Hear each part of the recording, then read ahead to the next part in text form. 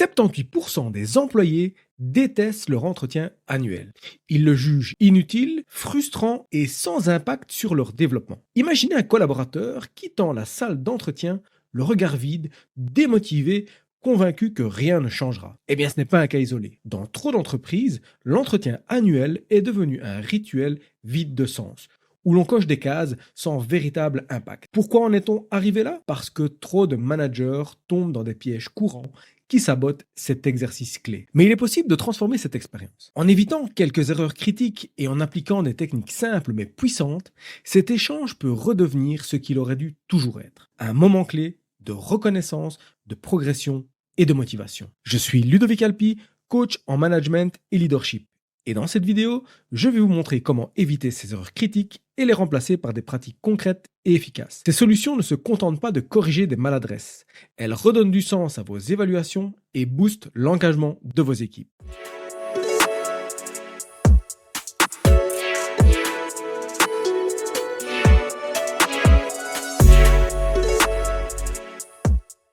Imaginez un manager qui arrive à son entretien annuel sans avoir ouvert le dossier de son collaborateur. Un peu comme un coureur qui se présente à une course sans avoir vérifié son équipement. Il feuillette rapidement les documents pendant que l'employé, lui, attend, mal à l'aise. Cette scène, malheureusement, se produit plus souvent qu'on ne le pense. Pourtant, la préparation est la clé d'un entretien réussi. Sans elle, l'échange perd toute sa valeur. Selon une étude récente, 62% des managers confessent ne pas consacrer suffisamment de temps à préparer leur entretien d'évaluation. Ils arrivent souvent avec seulement une vague idée des performances de leurs collaborateurs. Prenons l'exemple d'un responsable commercial qui n'a pas pris la peine de consulter les chiffres de vente de son équipe. Il passe à côté d'opportunités précises pour discuter des réussites et des axes d'amélioration. Les conséquences sont immédiates. Le collaborateur perçoit ce manque de préparation et se sent dévalorisé, comme si son travail de l'année ne méritait pas qu'on s'y intéresse. L'entretien devient alors une formalité vide de sens plutôt qu'un moment constructif. La crédibilité du manager en souffre, tout comme la motivation de l'employé. La solution repose sur une préparation méthodique. Une semaine avant l'entretien, le manager devrait suivre une checklist simple. Revoir le dossier complet du collaborateur, comprenant objectifs, réalisations, feedback précédent, identifier au moins 3 réussites spécifiques et 2 axes d'amélioration et préparer une trame claire pour guider l'échange. Par exemple, au lieu de dire « Tu as bien progressé cette année », on peut préciser « Ton projet X a permis de réduire les délais de livraison de 15%, c'est une réelle valeur ajoutée. Ce niveau de détail montre que le travail a été examiné avec attention. Les chiffres sont parlants. Une étude Gallup révèle que lorsque les managers préparent sérieusement leur entretien, l'impact positif sur la motivation des employés est multiplié par 3. Les collaborateurs se sentent reconnus, comprennent mieux comment progresser et perçoivent l'entretien comme un véritable outil de développement professionnel plutôt qu'une simple corvée administrative. Une bonne préparation change radicalement la nature de l'entretien. Elle le transforme d'exercice formel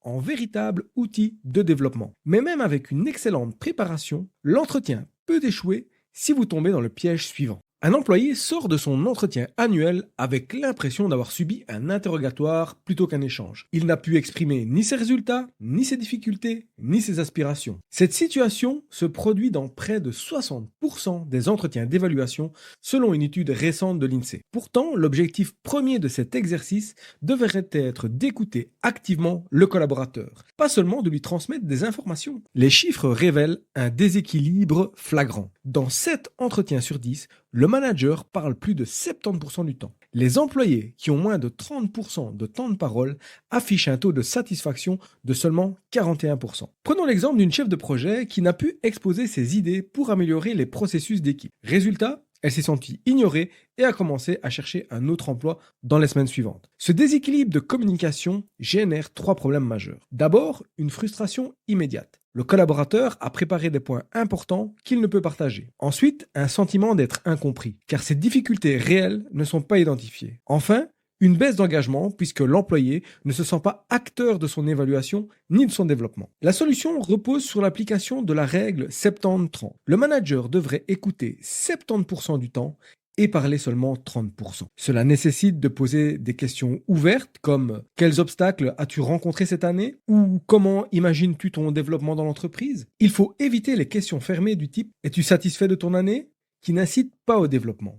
Une technique efficace consiste à structurer l'entretien en 3 temps. D'abord, laisser l'employé s'exprimer librement, à peu près 40% du temps. Puis, échanger sur les points spécifiques, encore une fois 40%. Et enfin, conclure avec les perspectives futures, 20%. Par exemple, un responsable marketing pourrait commencer par demander quelles sont, selon toi, tes 3 principales contributions cette année, avant d'aborder ses propres observations. Les bénéfices sont tangibles.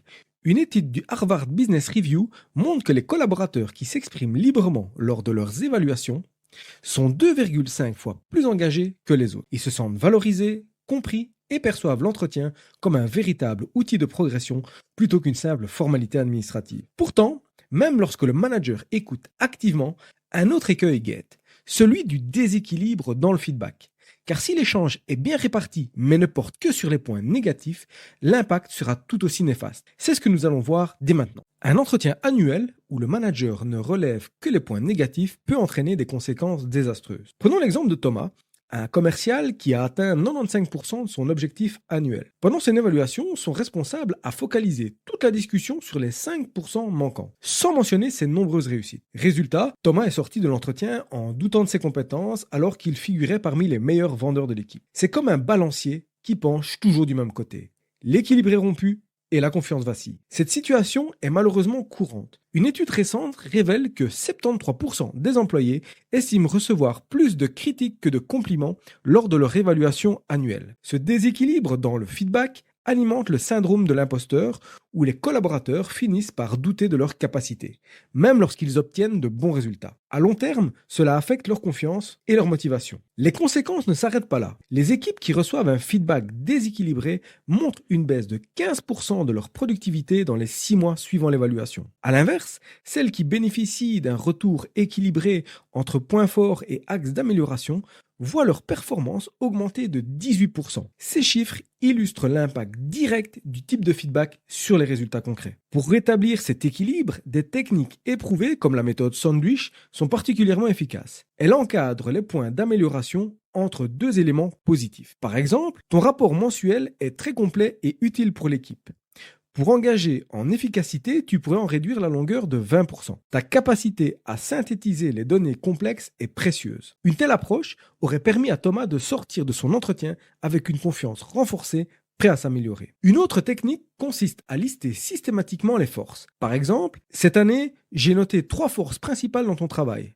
Ta réactivité aux demandes de clients, ta capacité à résoudre les problèmes techniques et ton esprit d'équipe. Cette formalisation valorise les qualités du collaborateur. Et enfin, les critiques doivent toujours porter sur des comportements précis, jamais sur la personne. Dire « Les 3 derniers rapports sont arrivés après la date limite. Comment pourrions-nous améliorer cela ?» maintient un climat constructif et propice au progrès. Un feedback équilibré ne se limite pas à motiver à court terme. Il renforce la confiance en soi des collaborateurs, améliore leur résilience face aux défis et crée un environnement où les erreurs sont perçues comme des opportunités d'apprentissage. Les équipes qui bénéficient de ce type de feedback montrent une amélioration durable de leur performance avec des effets visibles jusqu'à 18 mois après l'entretien. Mais même avec un feedback parfaitement équilibré, l'évaluation peut échouer si les objectifs fixés ne sont pas réalistes. Un manager annonce à son équipe commerciale un objectif d'augmenter le chiffre d'affaires de 300% dans l'année sans embaucher de nouveaux collaborateurs ni augmenter le budget marketing. Dès l'annonce, les employés savent que cet objectif est inatteignable. Cette situation illustre un problème fréquent lors des entretiens annuels, la fixation d'objectifs irréalistes. Selon une étude récente, 58% des employés considèrent que leurs objectifs annuels sont déconnectés de la réalité dès leur formulation. Des objectifs mal conçus découragent au lieu de motiver. Imaginez une réunion où une équipe de développeurs se voit demander de réduire de 80% les bugs sur une application vieillissante, sans temps alloué pour refactoriser le code. Face à ce type de demande, les collaborateurs peuvent soit abandonner d'avance, soit s'épuiser inutilement. Dans les 2 cas, le moral chute et les résultats stagnent. Les conséquences sont claires. Un stress accru, une baisse de motivation et un turnover plus élevé. Ces effets montrent à quel point des objectifs mal définis peuvent nuire à la performance collective. La méthode SMART offre une solution concrète. Pensez à ces critères comme les briques d'un édifice solide, spécifique, mesurable, atteignable, réaliste et temporellement défini. Par exemple, un objectif vague comme augmenter la satisfaction client devient SMART lorsqu'il est reformulé ainsi. Atteindre un score de satisfaction client de 85% sur notre plateforme d'ici le 30 juin en mettant en place 2 enquêtes mensuelles et un système de suivi des réclamations. Chaque brique contribue à la stabilité et à la clarté de l'objectif. Un objectif SMART est clair, inclut des indicateurs précis, reste réaliste selon les ressources disponibles et fixe une échéance. Par exemple, faire mieux cette année devient augmenter de 15% le nombre de clients actifs d'ici décembre en lançant 3 nouvelles campagnes ciblées. La mise en pratique nécessite quelques étapes simples. D'abord, analyser les performances passées pour établir une base réaliste. Ensuite, identifier les ressources disponibles, que ce soit en temps, en budget ou effectif, puis découper l'objectif en sous-objectifs mensuels ou trimestriels. Enfin, prévoir des points d'étape pour ajuster la trajectoire si nécessaire. Cette approche systématique évite les pièges de l'improvisation. Les résultats parlent d'eux-mêmes. Les entreprises qui utilisent la méthode SMART constatent une augmentation de 65% du taux de réussite des objectifs. Les employés sont 40% plus engagés lorsqu'ils estiment leur objectif atteignable. La clarté des attentes réduit aussi les conflits et les malentendus dans les équipes. Fixer des objectifs ambitieux mais réalistes est un équilibre délicat. La méthode SMART fournit un cadre pour y parvenir, transformant ce qui pourrait être une source de stress en un moteur de progression. Elle permet aux collaborateurs de se challenger sans se décourager, tout en donnant aux managers des indicateurs précis pour évaluer les performances. Pourtant, même les objectifs les mieux formulés perdent leur utilité s'ils ne sont pas suivis. Le suivi post-entretien constitue souvent le maillon faible du processus d'évaluation. Un collaborateur quitte son entretien avec des objectifs clairs et une feuille de route pour ne plus jamais en entendre parler avant l'année suivante. Cette situation concerne 71% des entretiens selon une étude récente. Sans suivi régulier, même les meilleurs objectifs perdent toute leur utilité. Prenons l'exemple de Marie, responsable marketing. En janvier, son manager lui fixe 3 objectifs ambitieux avec des échéances précises. Pendant 6 mois, aucun point n'est organisé pour faire le point. En juillet, Marie, submergée par cette tâche quotidienne, réalise qu'elle a pris du retard sur 2 objectifs. Elle ressent un mélange de stress et de découragement, mais n'ose pas en parler. Résultat, en décembre, l'échec est évident. Et l'entretien suivant commence par un constat amer qui aurait pu être évité. Les conséquences de ce manque de suivi sont nombreuses. D'abord, une perte de crédibilité du processus d'évaluation, perçu comme une formalité administrative. Ensuite, un sentiment d'abandon. 68% des employés déclarent ne pas se sentir accompagnés dans l'atteinte de leurs objectifs. Et enfin, une baisse de motivation. Car sans feedback régulier, il est difficile de maintenir son engagement. La solution repose sur un système de suivi structuré. Première étape, planifier des points d'étape trimestriels. Ces rencontres courtes, de 30 à 45 minutes, permettent de faire le point sur l'avancement des objectifs, d'identifier les obstacles et d'ajuster le plan si nécessaire. Par exemple, un objectif de développer 5 nouveaux partenariats peut être revu à la baisse si le marché s'avère plus difficile que prévu. Deuxième élément clé, un outil de suivi partagé. Un simple tableau Excel ou un outil collaboratif comme Trello peut suffire. Ce document doit lister les objectifs, les indicateurs de progression, les échéances et les responsabilités. L'idée est que le manager et le collaborateur puissent suivre ensemble l'avancement. Troisièmement, des feedbacks informels réguliers. Plutôt que d'attendre le point trimestriel, le manager peut donner des retours rapides lors des réunions d'équipe ou par mail. Une phrase comme « J'ai noté tes efforts sur le projet X, continue comme ça » montre que le travail est suivi et reconnu. Les équipes bénéficiant d'un suivi continu atteignent 76% de leur objectif contre 41% pour celles laissées à elles-mêmes. Ce suivi quantitatif et qualitatif renforce la motivation et donne une vision globale de la progression. Un bon suivi ne demande pas des heures de travail. Quelques minutes régulières suffisent à maintenir le cap. L'important est la constance, pas l'intensité. Avec des checkpoints programmés et des outils simples, vous éviterez les pièges courants des bonnes résolutions oubliées. Mais même le meilleur suivi aura une efficacité limitée si vous ne faites pas preuve de transparence. Un employé reçoit une note de 7 sur 10 lors de son évaluation annuelle. Il demande des explications, mais son manager ne peut pas justifier précisément cette notation. Cette situation, vécue par 54% des salariés, selon une étude, illustre le manque de transparence qui mine souvent les processus d'évaluation. Sans critères clairs, les notes deviennent subjectives et perdent toute valeur constructive. Prenons l'exemple d'une grille d'évaluation utilisant des termes vagues comme bonne performance ou résultat satisfaisant. Un collaborateur noté 6 en communication peut légitimement se demander qu'est-ce qui me manque pour atteindre 7 ou 8? Quel comportement précis dois-je modifier? Ce flou génère frustration et méfiance. Les employés commencent à douter de l'équité du système, ce qui affecte durablement la relation avec le manager. Les conséquences sont mesurables.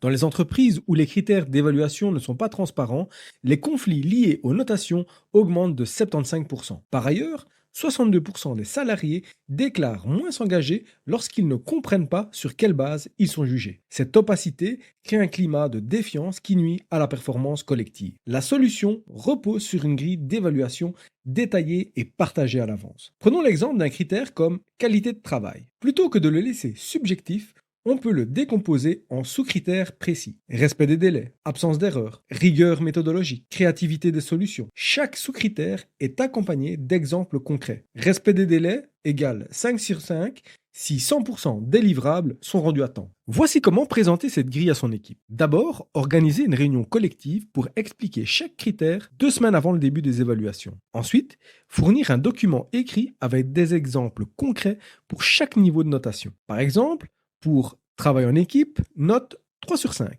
Participe activement aux réunions.